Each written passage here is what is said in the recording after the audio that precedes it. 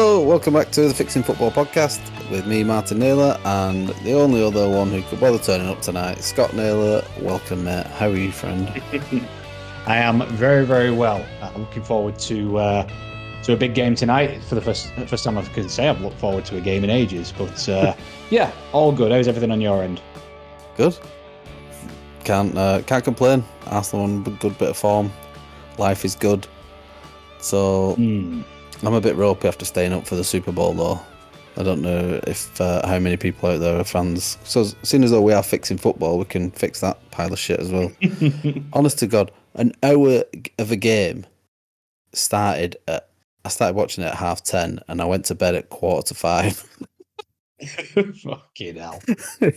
Honestly, they need to sort that out. I don't know if we've got enough time to fix that.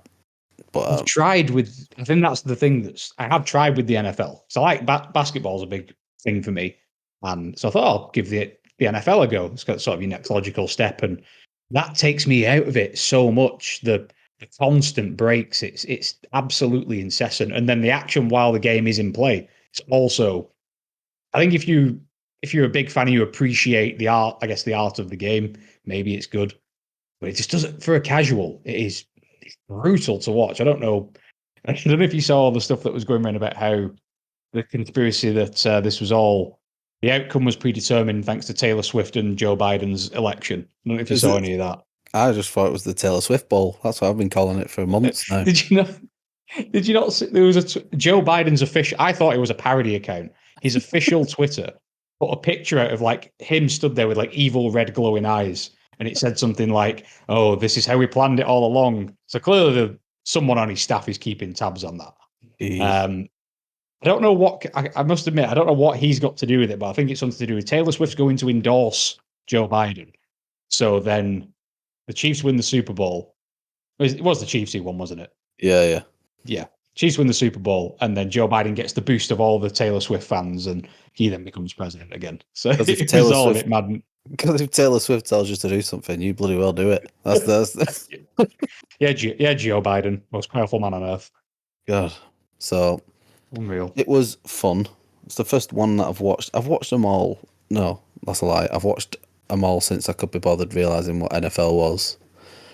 So it's been a Patriots-dominated night of the year that I spend, but it's a fun match. I'm a self-confessed casual NFL fan. I don't have a team. I don't have a favourite player or anything like that. I just like the Super Bowl for the spectacle of it. I thought you were a Odell Beckham Jr. follower. I don't mind. You know what? I appreciate all the stars. If anyone's got a name for themselves, they're probably doing all right. So, and he's got a cool name. So he has a very cool name. So, I'm fans of any of them who are doing well. I don't really care. But it was a good match. Usher was good. Taylor Swift knows how to throw a party. That's all. It was all on her. It was all riding on her shoulders, really. The most important figure at the NFL was Taylor Swift. Do you reckon, seeing as though we're quite Americanized these days with majority of clubs owned by an American or foreign owner, what do you think? And this is a podcast in itself later down the line, but sort of Todd Bowley led Americanization of the game. Do you think of bringing a halftime show to the FA Cup final or the Champions League or something like that? They've sort of started doing it with the Champions League, haven't they? Like pre-show. Yeah. Yeah, who was it? Like, was Dua Lipa on last year or the year before? Sure, J-Lo's done it. Shakira maybe as well. I get it. Clearly, they have some form of proof of concept with the. You see, like the halftime show for the Super Bowl is one of the most watched, probably more watched than the game itself. I don't know what the stats are on that, but I wouldn't be surprised if it was more talked about than the actual game. So if you can create a sort of an event within an event like that, it's only more revenue for the game. It's more eyes on the. No, but the thing is, football doesn't need the eyes like the NFL does. When you look at the figures on around, a global scale, no. Yeah, I mean, would it help get more Americans into it? Probably, and that's a massive market. It's 300 million people there. There's can sit. I wouldn't rule it out. I don't know if I'd be a big fan of it because it's one of those things that football fans, and by and large, don't give a shit about stuff like that. We're not Yeah, really. It's all a bit too much. It's one step too far. But probably. I don't I know. do like I don't having know if I'd been like to a it. few American sporting events. Like we went to watch the Knicks a few years ago, and I Yeah, loved it. I loved the. It was a nothing match.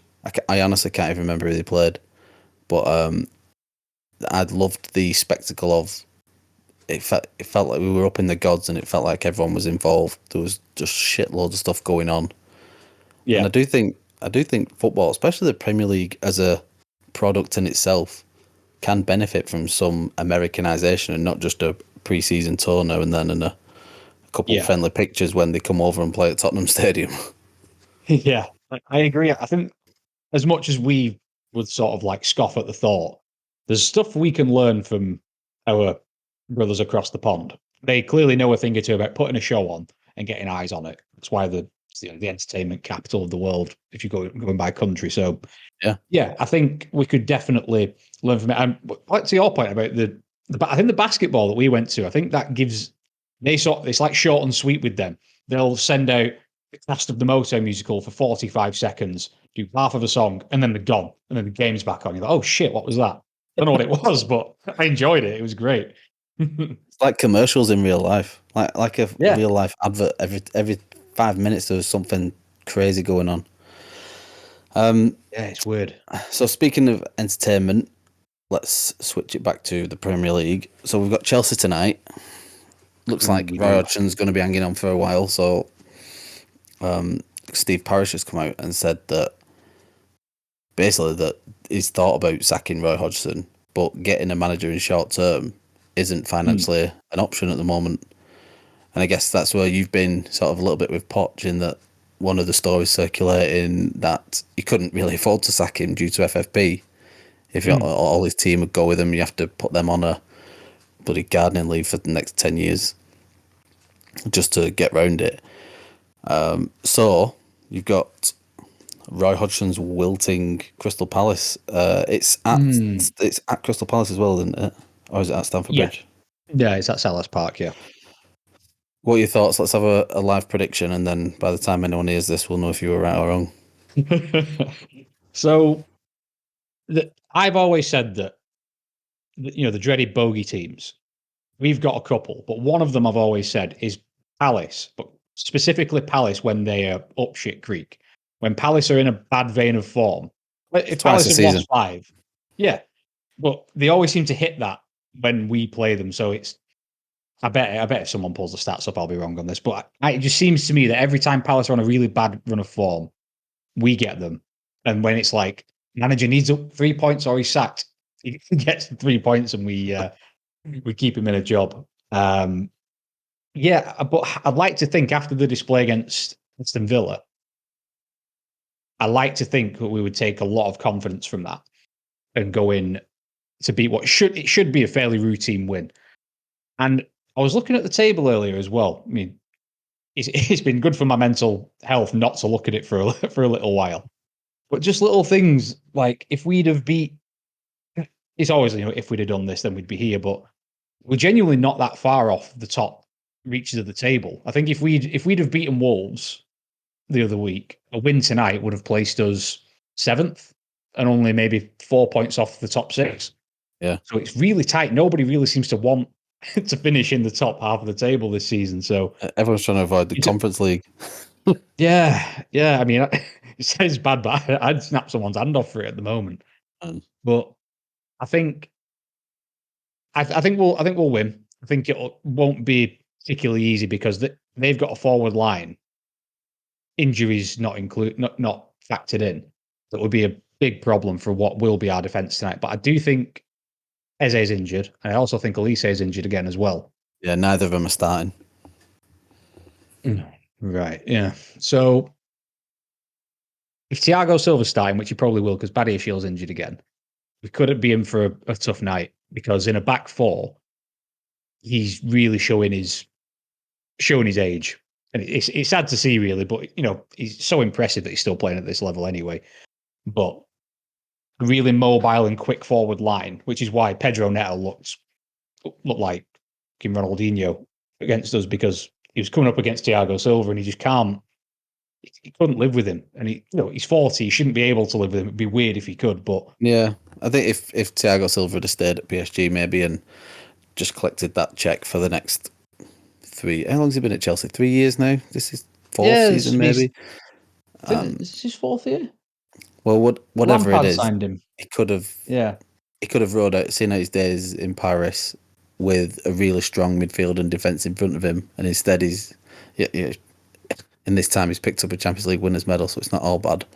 But like I yeah, say, he's had a good run. he is starting to look his age, which What are your? Oh, sorry, I was going to ask you because I know Liam's made his feelings on Thiago Silva very clear in whenever he has come up. Not sure if he's mentioned it much on the podcast, but for the benefit of the listeners, he really doesn't rate Thiago Silva, and obviously I rate him very high as a Chelsea fan. Where do you sit on Thiago Silva? As I guess not so much right now, but as an overall, let's say he retires next week, what would your yeah, overarching thoughts be on him? I never thought super highly of him because I didn't watch a lot of French football. I knew there was a bit of hype around him from Milan, and then when he went to Paris, Yeah, I just thought he was like as he went at that time, going for the money. They were building a decent team. He was probably a good enough name to fill the squad. Seeing him at Chelsea from the age of 36 onwards has been, I think he's been unbelievable. I laughed at the fact of you signing him at that age and thought, it's a bit of experience. He can come in, do the sort of John Terry's last season, but for however long you've got left and just fill in when he can. I think he's been brilliant, and he's impressed me. The fact that I didn't watch a lot of him, and he was always in like World 11 of the Year. You'd always see yeah, his name I know crop what you up, but I mean. never watched him a lot. He's been very impressive. He reads the game so well.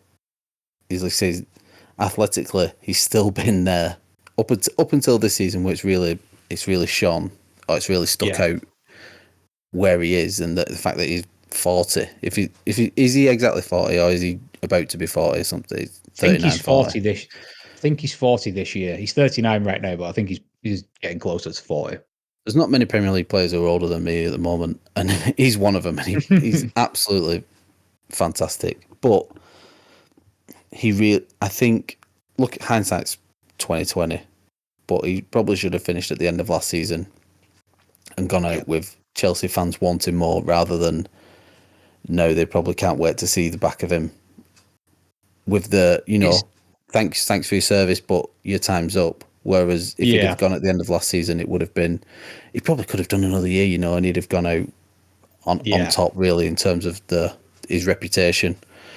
It reminds me a yeah, bit like Ivanovic. He sort of, you always remember him. He stuck around probably a season too long. yeah. Slightly outstayed his welcome. I think Willian was a bit like that for us, and Yeah, we have had that with a couple of players. It's a tricky one with Thiago Silva, and I think this is why the club and Potter are in a little bit of a sticky situation with him because he is adored. He's completely idolized by the overall majority of the fan base, so it should which be. is fair enough.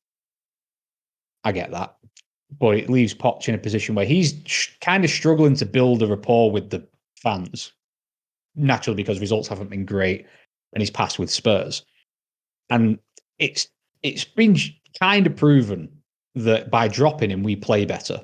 We're a more mobile team. We can deal with attacks a lot better when he's not there. But injuries have sort of somewhat almost forced him into the team. And if he starts to drop a player like Thiago Silva, that's where you could really lose a lot of the fans, Yeah, yeah, which in the long run, you're going to need him on your side. So it's a tricky one. I can see because if you do let Thiago Silva go at the end of the season, which it's looking like we are, you've got Levi Colwill, 20 years old, Wesley Fofana, now 23. I think he was 20 when we signed him. I don't know how many appearances he's made. It's not yeah. a lot. It's not a lot, Paddy no. Shields, 22. Disas is our most experienced centre half. He's 25, but again, he's only had a year in the league. So it's if we could find a way to keep him around in some capacity, that's what I'd like us to do. Whether he wants to retire, I don't think he's ready. Which is crazy, but Might be some time back in Brazil left for him yet. But yeah. I don't know. We'll see. I think he definitely hasn't harmed his reputation coming over to the Premier League anyway. Which when I thought it would be a step too far for him, especially coming in at 36. But yeah, he's really impressed me. Let's crack on. What's the rest of the fixtures? So, right, we don't have to talk about Bolton this week. Thank God. I But don't get our weekly for the Bolton few, segment. I know for the few listeners that do, they drew, and Liam will Liam will brush over it like it was a hard-earned point. But they're doing everything they can to piss me off and not get this league wrapped up. I've got a bet on them, so need to pull the finger out.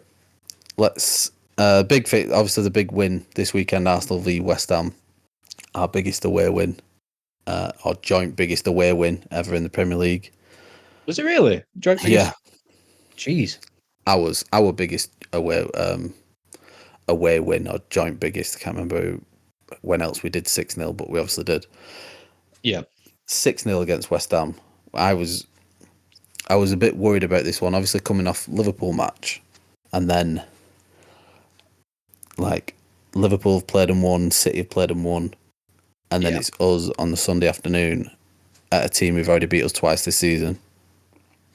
Yeah. So as we was out kids play area, so I could only watch the match fully later on. I was watching the commentary on my phone. I was like, oh God, West Ham have started well here, 20 minutes in. And as soon as we got that first goal, I was like, all right, I can relax now. I didn't look at my phone. The next time I looked at it, it was 4-0. Then it was 6-0. I was like, oh, this is what a day. So having gone back and reviewed the match, West Ham was so shit. I hope I hope people are getting in touch because they were so bad. And you've seen the statement today that David Moyes' job isn't as safe as it was 24 hours ago. So I know yeah, it seems drastic, but I mean that's where they are. They even coming off the Europa Conference League win last season, they only got 40 points in the league. So Yeah, without that, they were they were shocking. so bad. And I Yeah. think a lot of West Ham fans are starting to come around to the idea that Moyes can't be there forever if they want to progress. So for me, that's a really good win. We've got Burnley next. The Champions League starts back again, and I think it is well and truly a 3-horse race now. What do you make of the title? Obviously, the Man City Death Star's getting warmed up.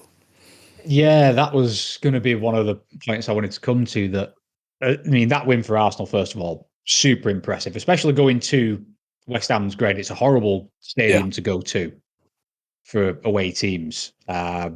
So, and I had a similar experience. See, walked into the gym, it was on the TV, 0-0 after about, I don't know, 25 minutes or something. I was like, oh, close game. Went and did something, came back, it was 3-0. I was like, fuck's happened here? Uh, Super, like, not even just West Ham were bad, which they were, but you boys were super dominant. Like, I think it was like 70% possession away from yeah. home the whole game. 12 shots on They target. gave up. They gave up so early. I think 3 goals in the space of 6 minutes really did them in at the end of the first half. But Yeah, yeah, it was a combination of us being brilliant and West Ham being shite. yeah. Yeah, it was super. Like, you really showed your class, and goals from all over the pitch as well. Goals from your forwards, goals from your defenders, goals from Goals. midfield. God, yeah, we needed goals big time. Yeah, so you boys have been struggling a bit with that for most of the season. I think. I think your Yeah, well, defense. we're I think down. if you still got I think the best or second best defense in the Yeah, league, so that's kind of helping you out. But yeah, good seeing Trossard again. He always finds a way.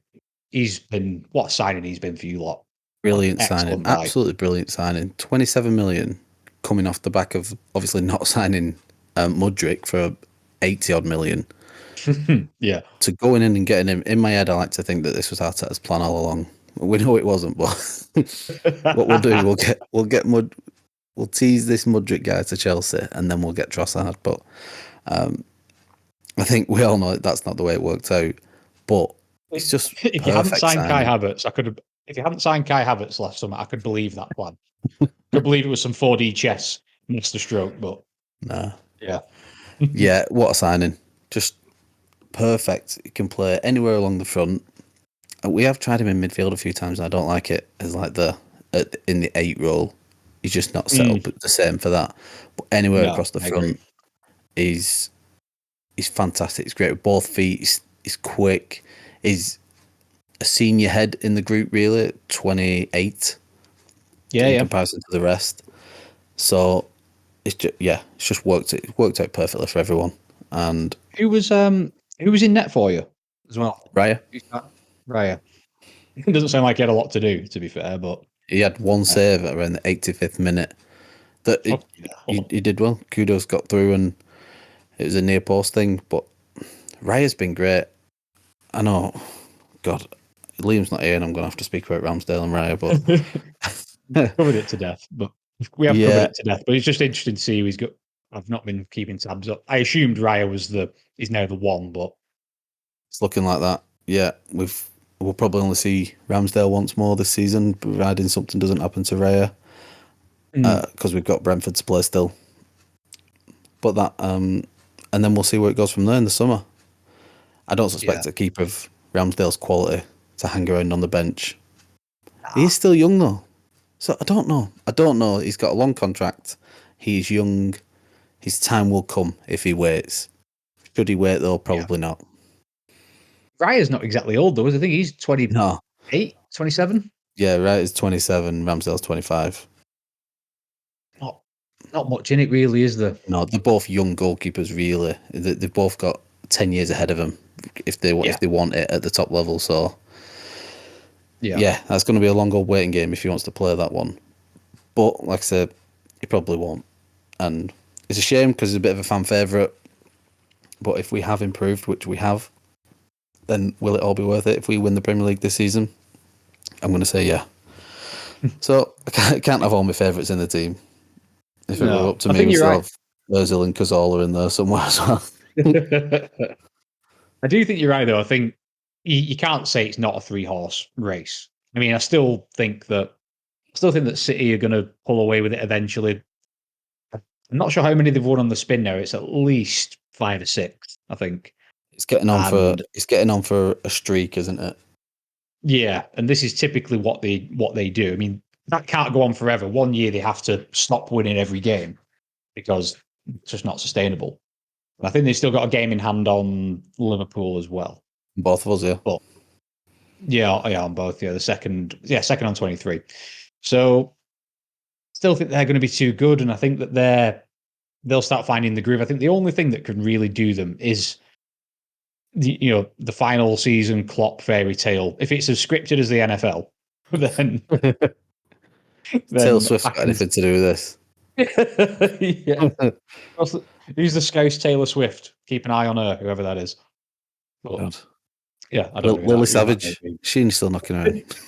Oh, not for a couple of years. I think. No. No, I think you're right. 3 horse. Liverpool are keeping some momentum, and they had a bit of a lose to last week. Can't remember who they lost to last week. Arsenal. They had a really, really odd loss. Who was it again? No, they lost to Arsenal last week. Oh, it was Arsenal. Of course, it was. Yeah. You know. Weren't that odd? Bloody Yeah. hell. No, Yeah, lost to but Arsenal, but they're yeah, staying in. I do feel it with City. I feel like they're galloping and they're getting quicker, and we're in that final stretch. I say final stretch. There's still 14 games left. So much can Well, happen. So much can change. But they do. they've got. City have to play Arsenal and Liverpool again. Arsenal Mm, have played Liverpool twice now. We've beat City and Liverpool. yeah. I think if it comes down to them head to heads, I think we will come out on top. I just don't trust us in the other matches where I know City will just be Against everyone ruthless. else. Yeah, it's like us playing Newcastle, or we're gonna have to play, I don't know, Bournemouth again on a Monday night at some point, and it's gonna be one of them nights that Yeah. have just been happening for years. So Some that's where I horrible sit with game. that. Well, City have got Chelsea next, so it's going to continue for at least one more week. Yeah, and then you've got the cup final coming up though Is We that's do. against Liverpool, isn't it? Oh, fuck. Sadly, It is. yes, it is. I was Well, really hoping for a Fulham final, but it ain't gonna happen.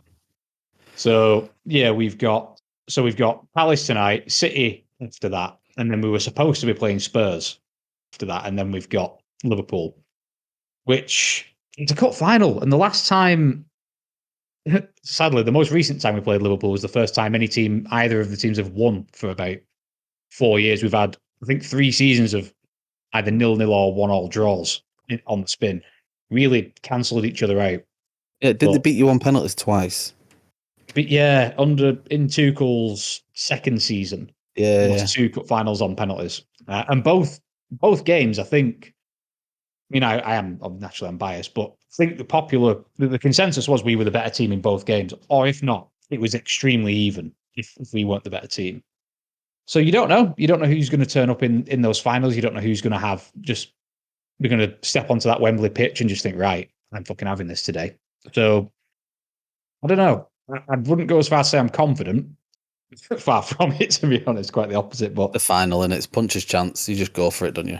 yeah, exactly. Which I think Poch he needs it so badly. I think if his long term plan is to stay with us, which it may not be, he may have. He's only on a short contract. I think it's only 2 years. So his long term plan may not even be with us anyway, as much as it may not be ours with him. Yeah.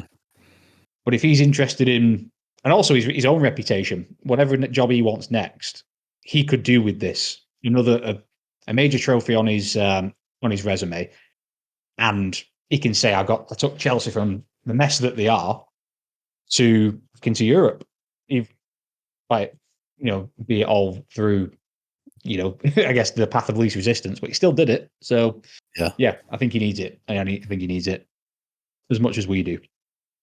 Right. Right. Well, what we'll do, take a quick break, and we'll crack on with this week's topic. Yeah.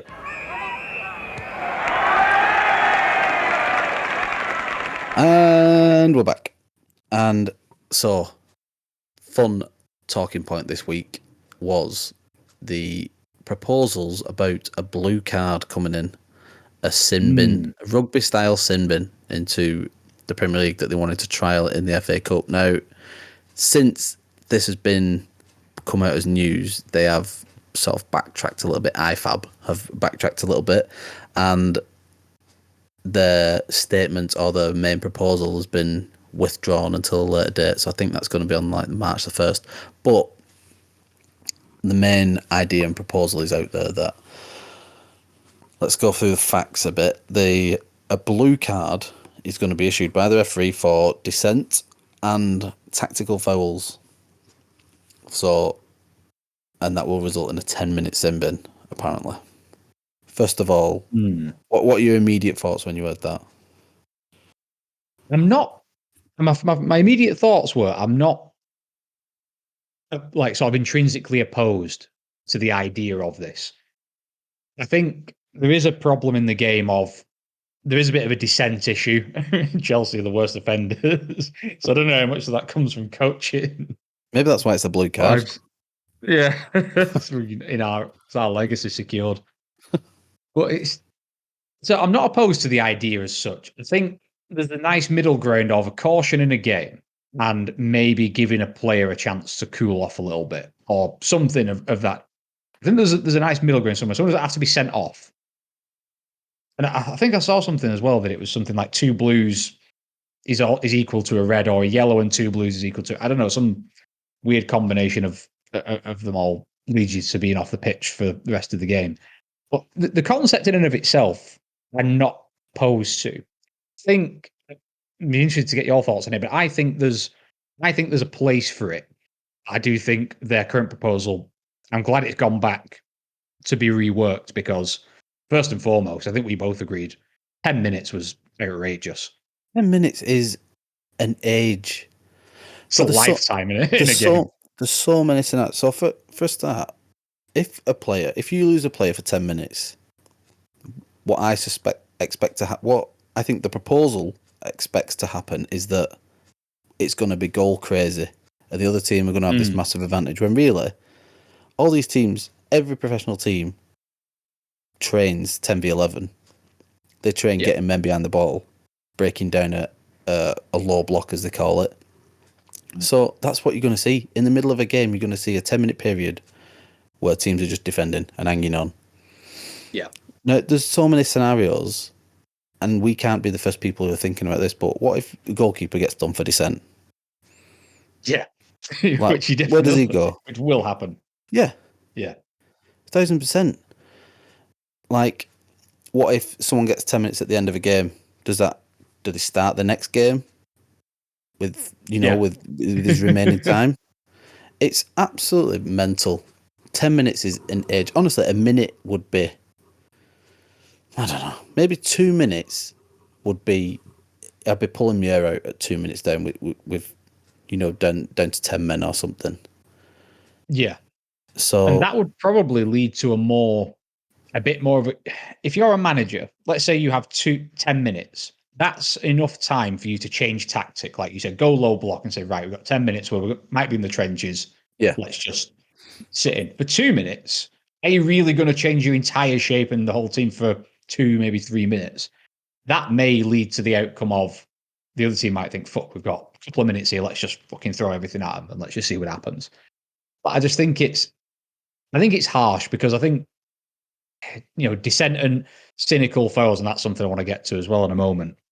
I don't think it's serious enough to be a 10-minute job. I think that's far, it's excessive.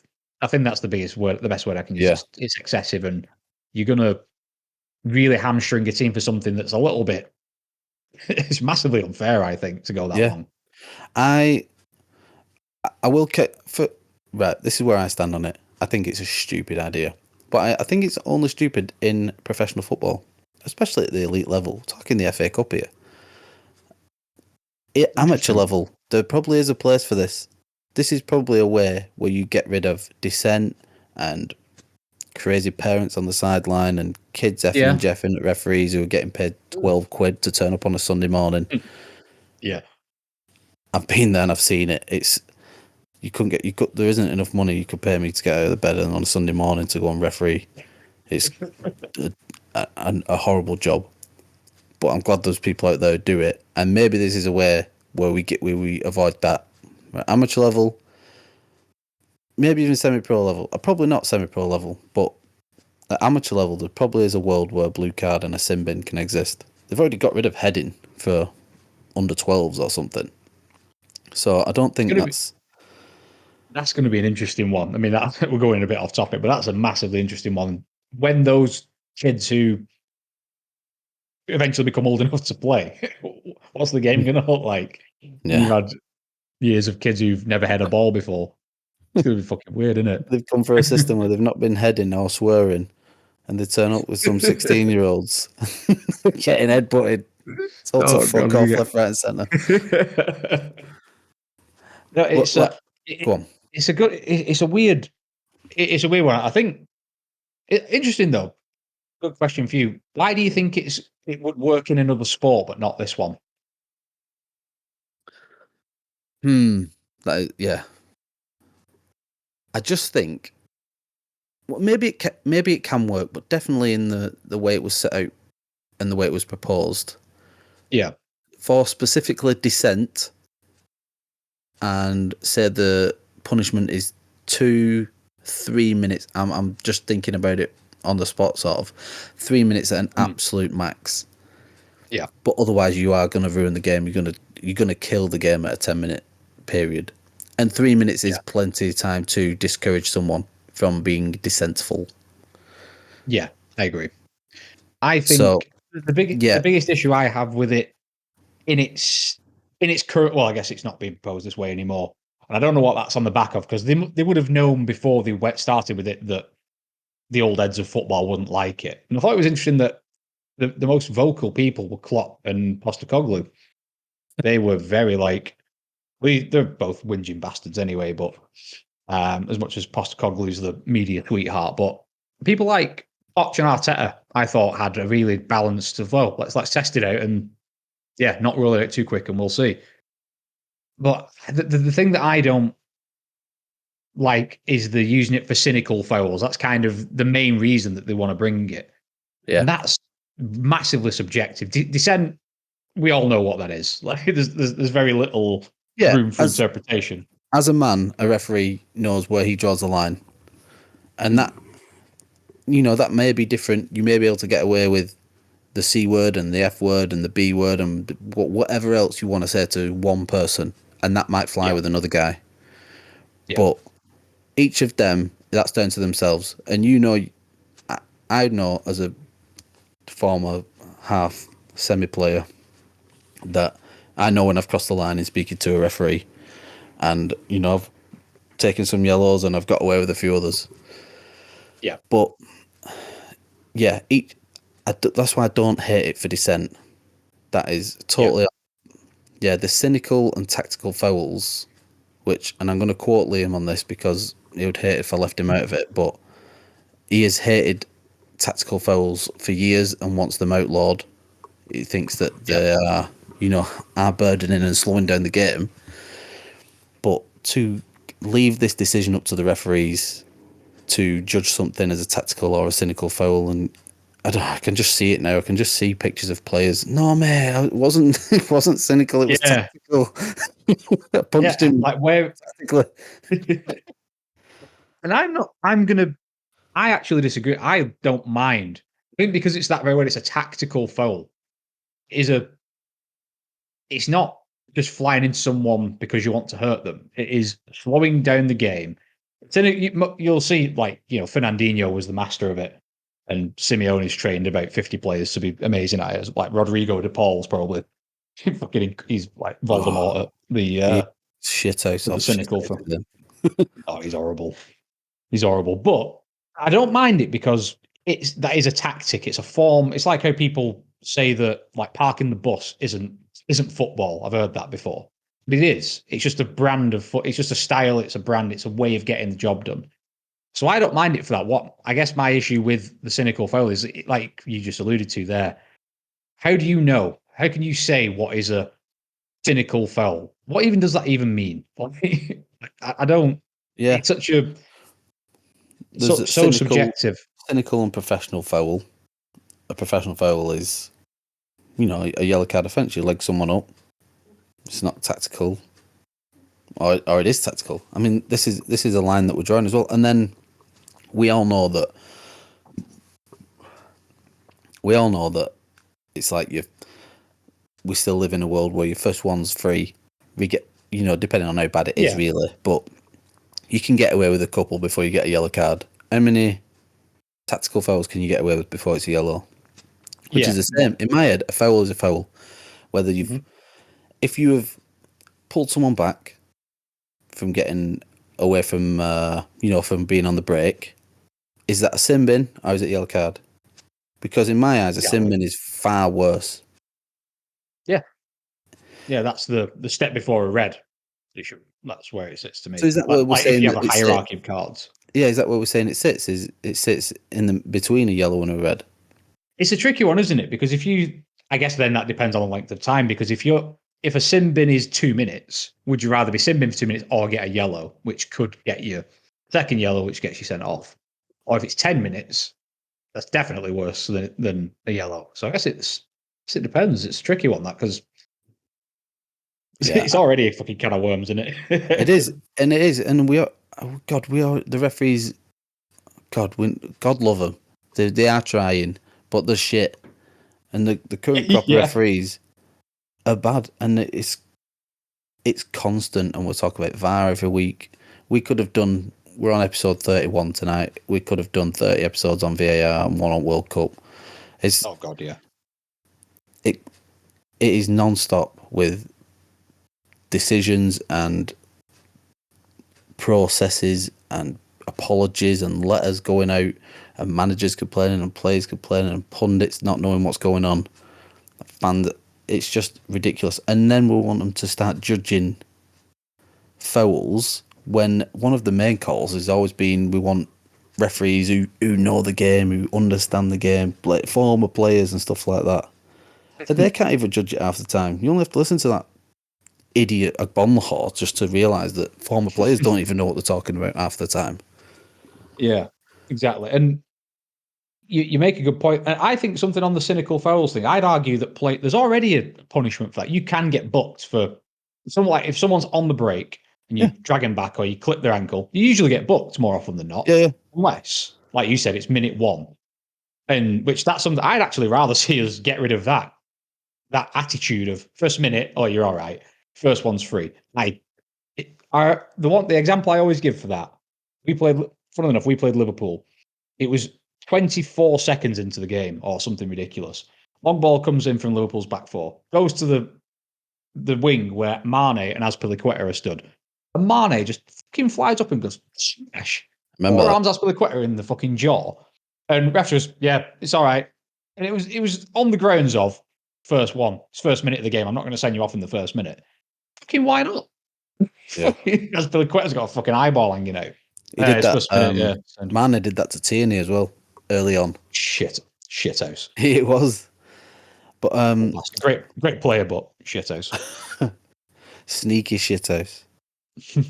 But I think you know what? I think where I would like this to go. I think the tin bin idea. Cynical fouls, no. But what I'd like to see it used for, Well, and I the think it was example, so a cynical foul or a cynical or a tactical foul. So not a professional foul, just a foul as in you went for a tackle and you missed the ball and you got the player.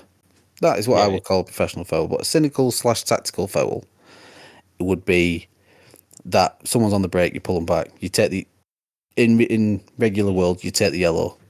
Now they're saying that is a blue, a potential blue. yeah. I think you could do this slightly differently, and because we've seen, particularly this season, players be sent off for what we call dangerous play, and we've had this discussion before. I don't think we brought it up on the podcast before, where the player has flown him to a tackle. He's missed the player. He's not got him, but he's gone in with studs up and, he's endangering his opponent, which isn't great. I think this is where you could maybe use that. And the example that comes most easily to mind, because it was Chelsea, was when Malagusto got sent off against Villa. Flew into a 50-50 with Lucadinha, and he did get the ball first, but he followed through, caught him. And it was a couple of seconds later, or maybe even a second later, could have been something really horrible. Yeah, but it's Something one of like that them. where you can It's one of see, them like 10 years ago would have been fine. yeah, oh yeah, get up, you'll be right. But I think if you can see as a ref, like situation where a player's flown in, maybe he's a bit amped up, he needs to relax himself a little bit, and you see referees sometimes saying to players, you need to calm down. Maybe this is where that could be for people who maybe fly in a tad dangerously, don't injure somebody. I think something like that. I mean, that sounds really bad when I say it like that, but people who are maybe getting a little bit overexcited, maybe it's like you need to relax a little bit. I think that's maybe a better use for it rather than sending players off for almost something that they almost did versus what they have done. Yeah, I don't know what you think on that. I don't. I don't know. Is the answer. My honest answer about that particular one that you're referring to, the Gusto one, it was probably red, and I understand why a Chelsea fan would feel hard done by, because I would if it was an Arsenal on the other end. But it's you always sort of got to caveat it with in the current game. But the way the Yeah. game is now, it just is, and that's something I can live with. Now what? I'm trying to work out the only field of area I can see this happening is with dissent. It's the only way I can feel it working, Yeah. because getting referees to judge, and what's what do they class diving as? Is diving Yeah. is diving a Is blue that yellow part of card the offence? Is it a blue or a yellow? I would, yeah. I mean, if you think you're trying to deceive the referee, simulation. That's basically what it's classed as. Is that not worse than? So one of the in the proposal before it went out, but the main example given for a foul that would have resulted in a blue card was the Chiellini one on Saka in the Euros. Yeah, yeah, I've heard that.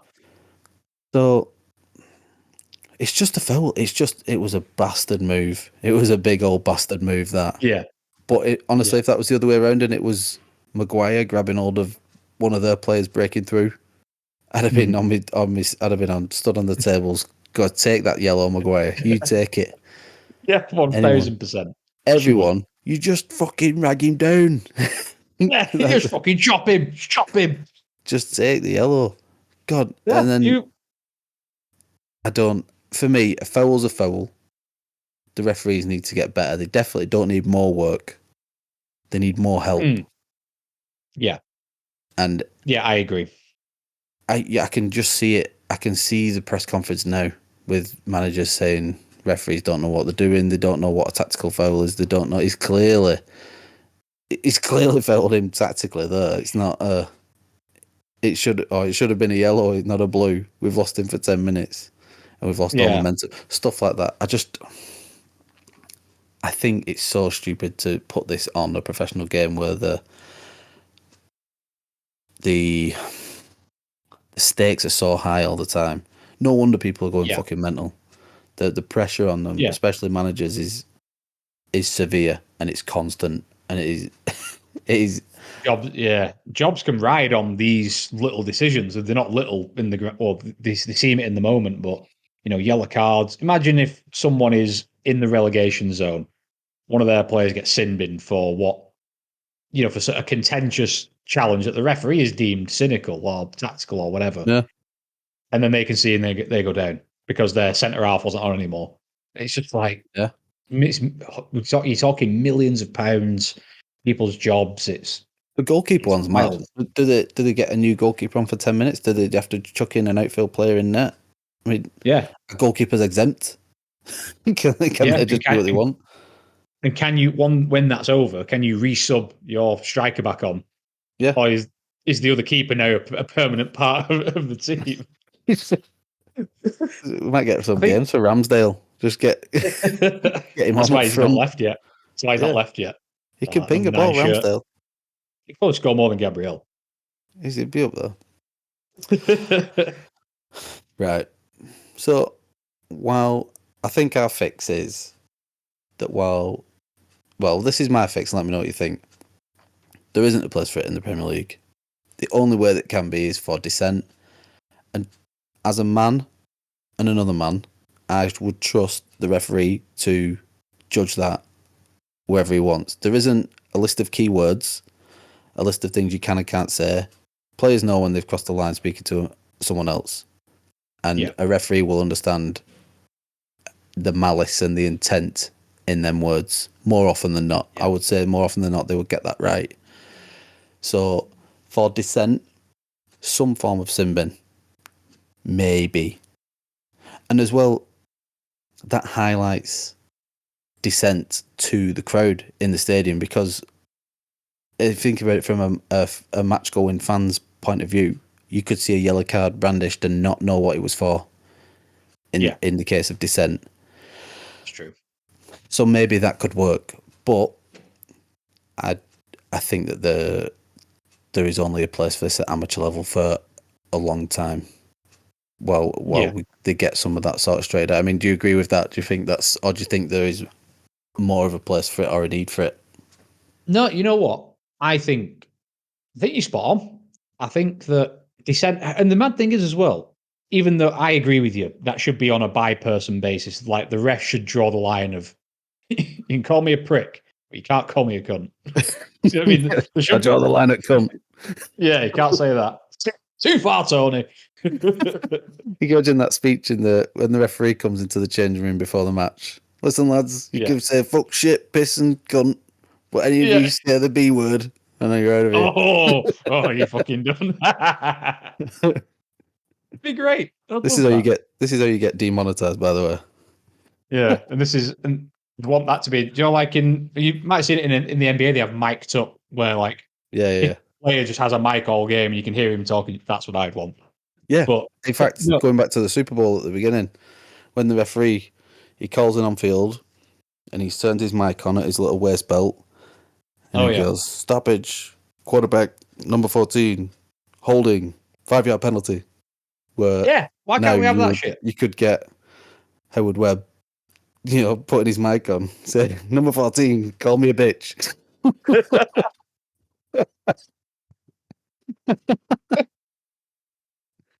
Oh god, that'd be class. It I'd would. love that. That'd be unreal. I forgot what I was saying now. Oh yeah, no, I actually agree with you. And I think the mad thing is, even with that, you could, as much as I think that should be a guy should say, "This is my line." If you really wanted to, you could say these words are banned, and you could. It's something that you can measure, and you could say you've broke the rule because you said X. Whereas the cynical, political foul is all it's all opinion and subjective. So Yeah, I there's think too it's much. There's too much. There's too much grey area there. yeah, And play. it's crazy. I think I can't remember who said it this season, but someone did. It might have been Jamie Carragher actually. But players will always find a way around the rules. They will always find a way. That's why we're always coming up with new shit and new rules and new this and that. Yeah. But if you put one rule in place, we'll find a way around it. We'll find something that is a bit of a loophole, a bit more of a grey area, and leaves more up to interpretation. So, yeah, we're just expanding the grey area with that. Yeah, and I think to your point of the referees, God bless them, are shit. Are they like Tagline for the podcast. yeah, refs be shit. But it's like get your house in order first. If the refereeing standard was perfect and every decision was correct, then maybe you can start expanding on the rule set. But yeah, Yeah. there's bigger problems that the IFAB and PGMOL and all those other clowns who run the game. They've got bigger fish to fry before they start delving into this. 100%. It's like That's a good point. picking your front. It's like picking your front door before you've got a roof. What's the point? What's the point? 100%. No, that's a good point. It's a good point to finish on. So we'll leave it there. Before we go, we had a question from the wise, omnipotent Luke Foley last week. Do you remember it? Was this the only Italian to win the Premier League? And the answer is? The answer is Mario Balotelli. Balotelli. The mental Mario Balotelli. The only Italian player to win the Premier League, not manager. So thanks for everyone who got in touch in the messages with your correct answers. It did stump Liam for a few hours, so if that makes you smile, then it made us laugh for a little bit anyway. So I've got a question, and I'll pass it out. So, and it comes with a clue because it's quite a big field of a big pond to fish in this one. But which player has played for the most Premier League clubs? Ooh. Which footballer has played for the most Premier League clubs? The clue is he's retired. So this isn't a current Premier League player. Okay. I don't want to give too much because we have quiz integrity. I don't give you answers yet. You can say it. You can give them to me in the group, and if anyone else has got the answer, without doing your research, please come on, take a leaf out of Mr. O'Meara's book here and have some quiz integrity. Just have a think. You might get this. In fact, I'll give you one more clue. He's played for 8 Premier League teams. 8 clubs, Jesus. And that is the I've got most. a feeling one of the clubs. He's alone in himself. I've got a feeling one of the clubs is Chelsea. I don't know why. It just strikes me as we've had someone shit for a year who's been everywhere. Well, you'll find out next week. Yes, thank you everyone for listening. Much appreciated. You can find all the links that you will need for our social media and for the episodes. You can find all the chat from last week's episode, all the chat on next week's episode, and everything from this week at www.fixingfootballpodcast.com. Scott, I love you, brother. I'll catch up with you soon. Nice one. See you in a bit.